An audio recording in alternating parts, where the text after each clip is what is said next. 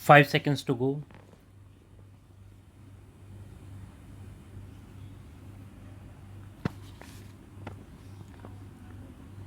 Start. Anomalously, although her husband can rape her, but he cannot molest her, for if he does so, he could be punished under the provisions of IPC. This was recognized by LCI in its 172nd report but was not commented upon. It appears, therefore, that different and irrational standards have been laid down for the treatment of the girl child by her husband, and it is necessary to harmonize the provisions of various statutes and also harmonize different provisions of IPC inter se. In the context of abortion, the right to dignity entails recognizing the competence and authority of every woman to take reproductive decisions, including the decision to terminate the pregnancy. Although human dignity inheres in every individual, it is susceptible to violation by external conditions and treatment imposed by the state. The right of every woman to make reproductive choices without undue interference from the state is central to the idea of human dignity. Deprivation of access to reproductive health care or emotional and physical well being also injures the dignity of women.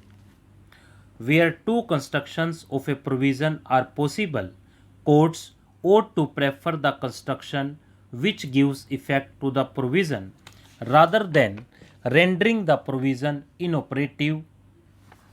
Courts must prefer a construction which is in favor of the constitutionality of the statutory provision. A narrow, strict interpretation of a statutory provision which runs counter to the constitutional mandate should be avoided.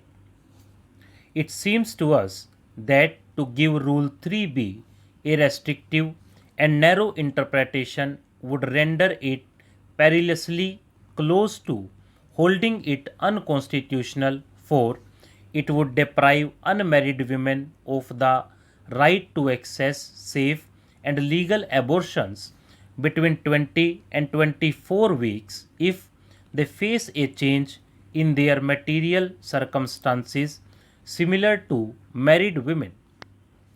The Constitution Bench in Express Newspapers Limited versus Union of India gave a wider meaning to Section 9(1) of the Working Journalists Condition of Service and Miscellaneous Provision Act 1955 to avoid rendering it unconstitutional.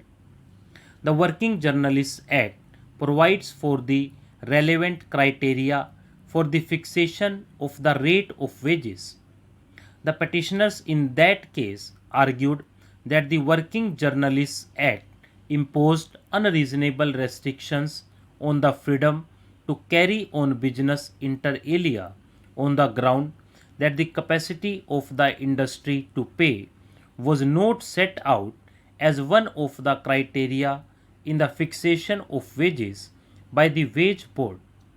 This court held that the capacity of the industry to pay was one of the essential circumstances which should be taken into consideration for fixation of rate of wages higher than the bare subsistence or minimum wage. In Geetha Hariharan versus Reserve Bank of India, a three-judge bench of this court had to interpret the term after him in Section 6A of the Hindu Minority and Guardianship Act 1956, which provides that the natural guardian of a Hindu minor in the case of a boy or unmarried girl is the father and after him the mother.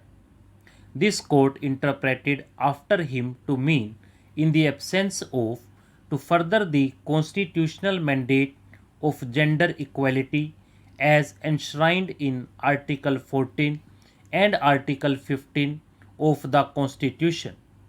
Stop.